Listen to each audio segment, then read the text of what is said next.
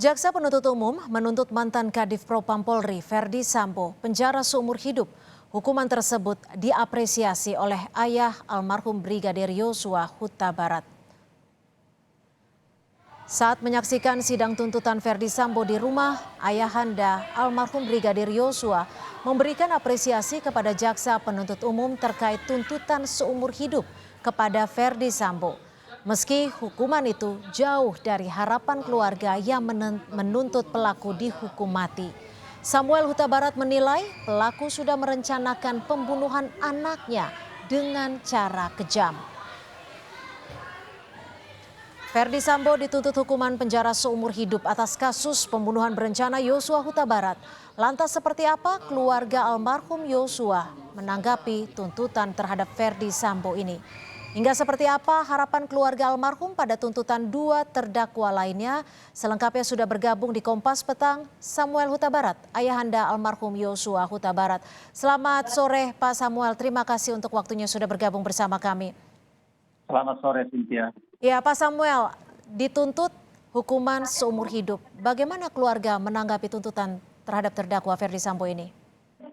Kita kembali dulu kepada pembacaan tuntutan yang dibacakan oleh jaksa penuntut umum di selama persidangan yang terlaksana beberapa jam yang lalu. Di sana dengan tegas ataupun dengan terang benderang jaksa penuntut umum menjelaskan semua runut-runut tuntutan yang dibacakannya terhadap Verdi Sambo. Oleh karena itu, kami menilai pembacaannya itu sangatlah objektif dan kami sangat merespon pembacaan tuntutan yang dilakukan terhadap Verdi Sambo. Memang dari awal kami berharap, menurut bacaan tuntutan itu, kami sangat berharap awalnya untuk dilakukan tuntutan pasal 340, yaitu hukuman seberat-beratnya itu hukuman mati. Tapi dengan kenyataan ini, jaksa penuntut umum menuntut Verdi Sambo dengan tuntutan seumur hidup. Oleh karena itu, kami sangat berharap sekali untuk Bapak Hakim nantinya untuk mewujudkan harapan keluarga agar diwujudkan tuntutan hukuman mati. Pak Samuel, apakah artinya keluarga menilai hukuman yang dituntut oleh jaksa ini dinilai tidak layak atau tidak cukup bagi keluarga? Bukan penilaian kita layak apa tidak layak. Yang kita nilai perbuatan dia selama terjadi peristiwa ini sudah sangat keji. Tidak ada arti daripada kemanusiaan lagi di Verdi Sambo. Sebab dia itu kan adalah seorang Kadif Propam yang berpangkat irjen. Seharusnya dia itu bisa mempertimbangkan, bisa memilah-milah atas tindakan dia. Jadi kalau saya menilai memang yang sepantasnya untuk dia itu hukuman mati. Kalau Anda melihatnya, apakah motif yang dilakukan ataupun yang berupaya diungkap dalam sidang ini menjadi salah satu alasan? Menurut saya ya, soal motif itu menurut tenaga-tenaga ahli bilang, menurut pakar-pakar hukum, motif itu tidak begitu penting sekali. Yang penting sekarang Verdi Sambo sudah berniat dan berencana membunuh anak kita. Dengan ada tempo waktu, dia merencanakan begitu leluasa, akhirnya terjadilah pembunuhan di Duren 3. Pak Samuel, hari ini sudah sudah dituntut hukuman seumur hidup. Menurut Anda apa saja yang belum mungkin terungkap di persidangan? Ya, di persidangan itu nampaknya hanya yang saya lihat waktu mengikuti persidangan ini, saya lihat itu yang lebih banyak hanya fitnah demi fitnah untuk almarhum anak saya Yosua. Difitnah pertama sekali di Duren 3, sesudah itu di Magelang. Yang dituduhkan sama dia pertama sekali adalah pelecehan seksual. Yang kedua di Magelang pemerkosaan, dan dibanting lagi 3 kali di Magelang. Nyatanya di Magelang kan tidak ada laporan orang itu terhadap polisi yang berhak untuk menyelidiki ini semua dan visum dari dokter. Yang terakhir kemarin yang kami dengar pembacaan daripada jaksa penuntut umum berkesimpulan jaksa bahwa yang terjadi di Magelang bukan pemerkosaan, melainkan perselingkuhan. Itu diputuskan jaksa penuntut umum menurut saksi yaitu keterangan daripada si lie detektornya. Itulah kesimpulan utama yang diberikan oleh jaksa penuntut umum.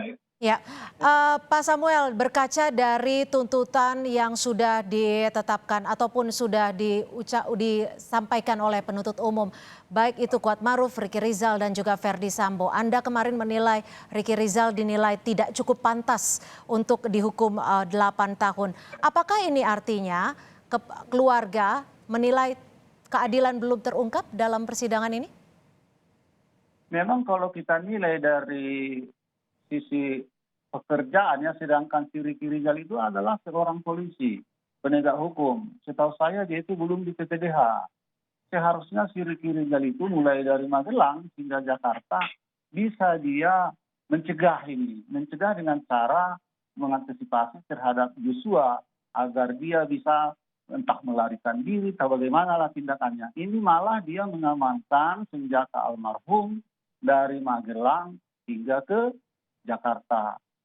Menurut keterangan di pengadilan, di tengah perjalanan katanya itu kan ditanyai almarhum Joshua terhadap si Ricky Rizal, di mana senjata saya bang. Kata dia terhadap Joshua bahwa di dashboard.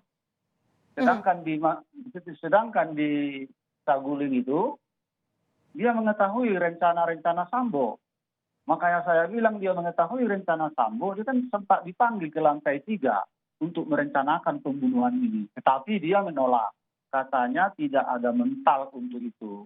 Ya. Dan yang terakhir, dia di Duren 3, kan dia mengetahui dia ada di TKP. Jadi sedangkan memanggil ke TKP, ke taman rumah itu pun, memanggil si almarhum adalah CRR. Kalau memang ada niat baik sama dia, untuk sesama ADC, dia apa salahnya memberitahu untuk mencegah terjadinya peristiwa ini. Pak Samuel, tapi selama persidangan ini apakah pihak keluarga sudah cukup puas ataupun sudah menilai yang diungkap oleh jaksa sudah cukup terhadap peran-peran yang dilakukan oleh para terdakwa? Semacam tadi yang saya bilang ya, yang tuntutan untuk si Verdi Sambo, uraian pembacaan itu tuntutan terhadap Verdi Sambo, begitu tertata kata demi kata dan tuntutan dan hal-hal sebagainya. Tapi di akhir tuntutan itu kan jaksa penuntut umum menuntut Verdi Sambo ke penjara seumur hidup. Kami menduga dari awal, runut-runut dari tuntutan itu sangat berharap hukuman mati, rupanya dituntut seumur hidup. Lalu apa harapan dari pihak keluarga terhadap tuntutan untuk 2 terdakwa lainnya, Putri Chandrawati dan Richard Eliezer? Harapan kami terhadap si Putri ya, besok saya dengar beritanya itu bahwa dibacakan tuntutan untuk si Putri. Sebenarnya si Putri inilah sumber dari permasalahan ini. Hasil bisikan dialah sama suaminya si Verdi Sambo, makanya ini terjadi semua. Jadi di sini kami sangat berharap kepada Pak Jaksa untuk menuntut dia sesuai dengan perbuatannya di pasal 340 yaitu hukuman mati juga. Lalu bagaimana dengan Richard Eliezer yang sudah berperan sebagai justice kolaborator? Apa harapan dari keluarga Yosua? Ya, memang si Eliezer adalah sebagai justice kolaborator sebagaimana diusulkan LPSK dengan pengacaranya terhadap jaksa penuntut umum. Oleh karena itu, marilah kita bersabar agar bagaimana nanti keputusannya dari Pak Hakim memutuskan si Eliezer ini apakah layak apa tidak sebagai justice kolaborator. Yang berhak untuk memutuskan itu kan adalah hakim.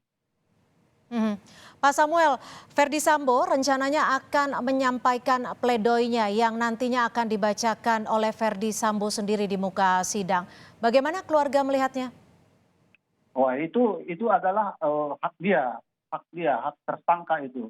Hak tersangka dan terdakwa membacakan pledoi ataupun pembelaan diri di depan majelis hakim. Itu hak dia yang dilindungi undang-undang. Pak Samuel, Anda tadi juga menyebutkan bahwa ada pencemaran nama baik yang sudah dilakukan terhadap anak Anda Nofriansyah Yosua. Apakah keluarga ingin menuntut perbaikan nama baik Anda dan juga keluarga dan juga Yosua? Yang kami lihat selama ini memang seperti yang saya utarakan tadi, bahwa anak kami almarhum Joshua ini selalu difitnah. Apalagi dia sudah meninggal. Selalu fitnahan-fitnahan terus yang datang. Jadi kami sangat berharap melalui Pak Majelis Hakim agar nama baik almarhum dan keluarga besar supaya dipulihkan. Baik.